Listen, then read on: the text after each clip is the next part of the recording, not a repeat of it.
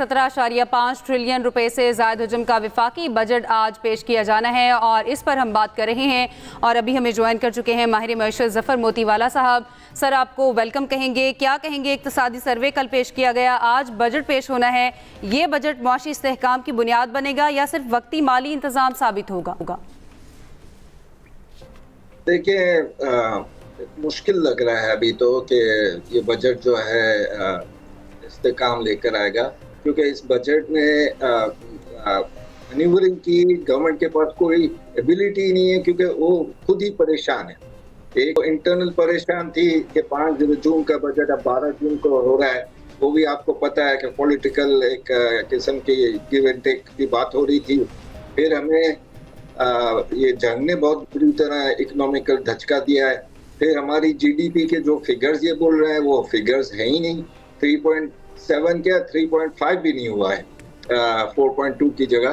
तो ये सब चीजें गवर्नमेंट को मैन्यूवरिंग करने, रिलीफ देने के लिए, इस्तेहकाम लाने के लिए इकोनॉमी में मुश्किल दे रहा है। लेकिन एक बात तो है कि ये कुछ जगहों पर कोई रिलीफ देंगे। अब वो रिलीफ इंडस्ट्री को देते हैं या रिलीफ तनख्वाहदारों को देते हैं या फिर एग्रीकल्चर में कुछ मराहत देते हैं। तो ये सब चीजें सोचते हुए, देखते हुए ये आखिरी फाइनल डिसीजन गवर्नमेंट का होगा कि नो न्यू टैक्सेस और जो टैक्सेस लगे हुए हैं उनकी कमी करना। अब वो किस तरह करेंगे और कैसे उनका फिगर आउट करेंगे, आईएमएफ को भी संभालना, 8,000 अरब रुपया तो खाली हमको कर्जे की वो भरना है। तो वो आप सोचो कि पूरे साल हमारे पास इन्होंने कभी ऐसे नहीं कि एक बार कह देते हैं कि भाई कोई तरक्याती स्कीम है ना, वो नहीं चाहिए। सही, बहुत मुश्किल लग रहा है। ठीक है सर, फिर आपको क्या लगता है कि जो आज तक गवर्नमेंट अपने अहदाफ पूरे नहीं कर सकी है, आगे जो इकदाम उठाने जा रही है, उनमें नाकामी की वजह क्या हो सकती है? नाकामी की वजह ये है कि आपने बहुत ज्यादा टैक्स एफबीआर पर डिपेंडेंसी कर दिया। एफबीआर की टैक्सिंग का ये जो एक्सरसाइजेज हैं और हाई टैक्स जो है वो लोगों को नेगेटिव देता है।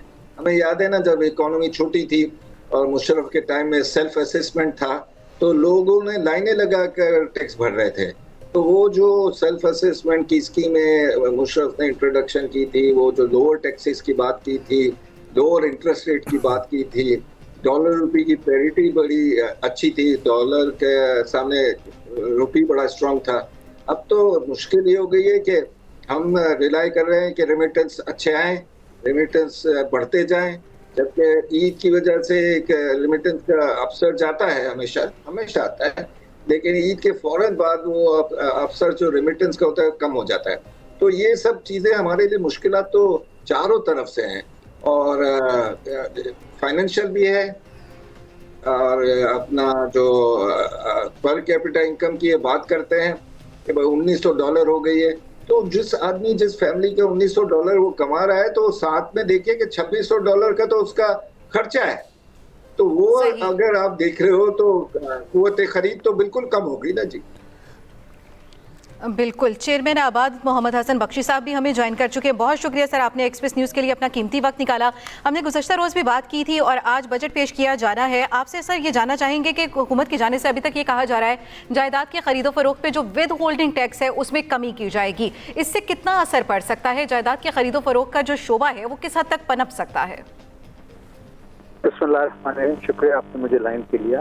देखिए, दुनिया भर में जब इन्वेस्टमेंट होता है उस पर कोई टैक्स नहीं होता। जब उस इन्वेस्टमेंट से आप कोई नफा कमाते हैं वो इनकम टैक्स होती है। पाकिस्तान शायद एक वाहिद मुल्क था कि आप प्रॉपर्टी खरीदें, खरीदने पे भी आपको विथहोल्डिंग टैक्स, एडवांस टैक्स देना पड़ रहा था, जो 3% था, फिर 1.5% हुआ, और अभी हमें वादा किया गया है कि इसको हम 0.25% करेंगे।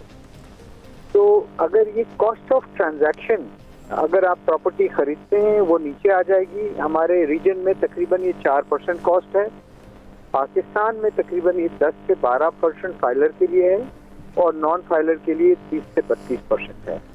देखिए, दुनिया अब एक ग्लोबल विलेज हो गया है। ग्लोबल विलेज और पानी और पैसा अपना रास्ता खुद बनाता है। हमें कंपेटिटिव, रीजनली कंपेटिटिव पॉलिसीज बनानी पड़ेंगी और अपने जो बिजनेसमैन हैं, जो हमारी इंडस्ट्री है स्पेशली कंस्ट्रक्शन की, देखिए this is the second largest employer in Pakistan after agriculture. इसमें बनाने वाला भी पाकिस्तानी, यानी मैं पाकिस्तानी, मेरा इंजीनियर, मेरा आर्किटेक्ट पाकिस्तानी है। जो फैक्ट्री से मैं माल खरीदता हूँ, सीमेंट, सरिया, रेती, ब्लॉक्स, वो पाकिस्तानी है।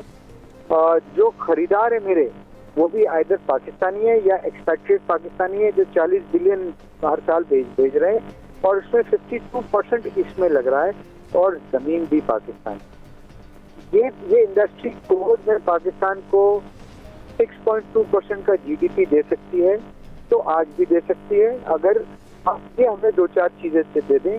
हमारी डिमांड ये थी कि एक लॉन्ग टर्म कंसिस्टेंट पॉलिसी दे दी जाए, जो बनाई जाए स्टेक होल्डर्स के साथ, और उसको लेजिस्लेटर गारंटी करे ताकि हुकूमत कोई भी आए कोई भी जाए, वो पॉलिसी कंट्रोल वो कंटिन्यू हो। दूसरी हमारी ये डिमांड थी पर स्क्वायर फुट टैक्स लगा दिया जाए, ताकि जो टैक्स चोरी हो रही है वो टैक्स चोरी खत्म हो। जो 1000 फुट बनाए कंस्ट्रक्शन करे और जो 1 करोड़ स्क्वायर फुट करे, सबको अपनी बिजनेस के हिसाब से टैक्स देना पड़े। तीसरी हमारी डिमांड ये थी कि government department, specially regulatory authority और लैंड डिपार्टमेंट और लैंड रिकॉर्ड को डिजिटलाइज कर दिया जाए, ताकि 2 नंबरी खत्म हो। सिर्फ पाकिस्तान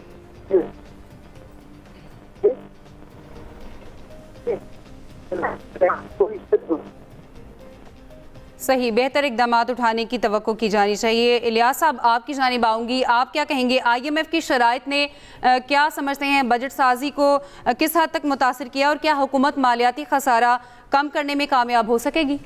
देखिए, हुकूमत को उन्होंने IMF की जानब से जो शराइत दी गई हैं, वो शराइत यही है कि आप रेवेन्यू जनरेशन करें, रेवेन्यू जिसमें आपने तमाम जो भी है जो टैक्स नेट में लेके आए लोगों को, तो वो यही चीज़ों पर लगे रहे हैं कि जहाँ से उनको गवर्नमेंट की जानब से सब्सिडी दी हुई थी टैक्सेस की मद में, इनकम टैक्स की मद में या कस्टम ड्यूटीज़ की मद में, या जहाँ से थी उनको रियायतें थी, वो ख़त्म की जाए और इसको टैक्स नेट को बढ़ाया जाए।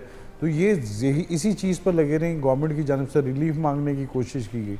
अब ये सुना जा रहा है कि सरकारी जो तनख्वाहदार तबका है, उनको 2,30,000 से यानी 3,41,000 तक कोई 35 से टैक्स के जो रेशो है वो कम करके शरह उसको 30 तक लेके आए जा रहे हैं। अब मुख्तलिफ तजावीज़ ज़ेर गौर हैं, जो कि अब गवर्नमेंट ने इसको फैसला करना है कि वो किस तरह तनख्वाहदार तबके को रिलीफ देती है, किस हद तक रिलीफ, या सरकारी मुलाजमीन हैं उनकी तनख्वाह में 10 से 15% इजाफ़ा किया जाता है, या इस बारे में जो गवर्नमेंट के इत्तेहादी हैं वो ये कोशिश करेंगे 50% तक इजाफ़ा किया जाए, पेंशनर की पेंशन में भी इजाफ़ा की जाए।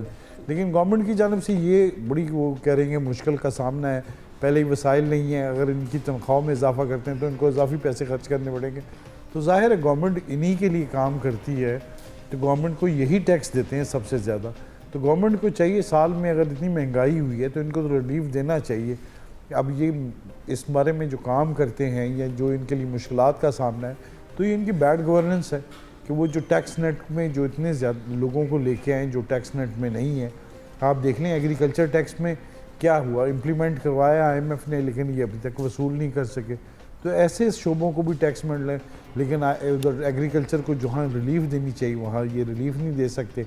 हालांकि क्लाइमेट चेंज के बाद जो सूरत हाल सामना करना पड़ा, चल एग्रीकल्चर की भी टारगेट हासिल नहीं हो सके, वो एक तो कुदरती आफत थी, लेकिन उसमें अगर नहीं हो सका तो इनको चाहिए कि अगले साल ऐसे इकदाम करते ताकि इन मसाइल पर काबू पाया जा सके। तो गवर्नमेंट की जानब से अपनी जानब से भी बड़े लूप होल्स हैं, उस पर अमल दरामद नहीं करते। अगर तो वो देख लें इस बारे में, वो कहते हैं कि IMF की जानब से कहा जाता है कि अखराजात कम किए जाएँ, तो इनके सरकारी अखराजात कम हुए, अगरचे गवर्नमेंट ने नारा भी लगाया कफ़ायशारी पर अमल दरामद करेंगे, और अब भी इसी बात पर आ रहे हैं कि कफ़ायशारी को अपनाया जाएगा, फजूल अखराजात नहीं किए जाएंगे, इजाफी अखराजात जो किए जाते हैं जो आसाइश वगैरह में आती हैं तो वो नहीं किया जाएगा। लेकिन उसके बावजूद भी गवर्नमेंट के देख लें कि अखराजात किसी सूरत में भी कम होते हुए दिखाई नहीं दे रहे, और वो उसी तरह रहेंगे। लेकिन गवर्नमेंट की जानब से ये है कि जो इनको बुनियादी तौर पर वो लोग जो नज़र आते हैं उनके लिए कोई ऐसा रिलीफ नहीं, खाने पीने में नहीं, उनके बिजली के बिलों में कोई काम नहीं हुआ।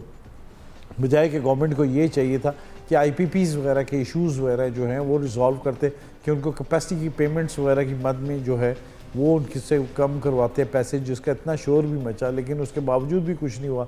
गवर्नमेंट की जानब से ये भी नहीं की जा सके, अपनी गवर्नेंस ठीक नहीं की गई, सर्कुलर डेट फिर उसी की उसी जगह रहा, बल्कि मज़ीद बढ़ गया। गुज़श्ता साल भी उसी का रोना रो रहे थे और अब भी उसी तरह है कि सर्कुलर डेट बढ़ गया और उसको अदा किसने करना है? अदा भी इसी आवाम ने करना है। जैसे कर्ज़े गवर्नमेंट ले रही है और गवर्नमेंट ले रही है, पहले गवर्नमेंट ने लगाया कि डिफ़ॉल्ट होने के दिखाने पर पहुंच गया, उसके बाद IMF से कर्ज़ा लिया और कर्ज़ा भी किसने अदा करना है? इन्हीं लोगों ने अदा करना है जो कि पहले टैक्स दे रहे हैं। तो गवर्नमेंट को उन शोबों को टैक्स नेट में लेके आना चाहिए, बल्कि अपनी इंडस्ट्री को, जो हमारा जो ट्रेड डेफिसिट है वो $35 बिलियन का जो पहुँच गया अब तक, तो मज़ीद भी इसमें। इलियास साहब, आप हमारे साथ ही रहिए। माहिर मईशत ज़फ़र मोती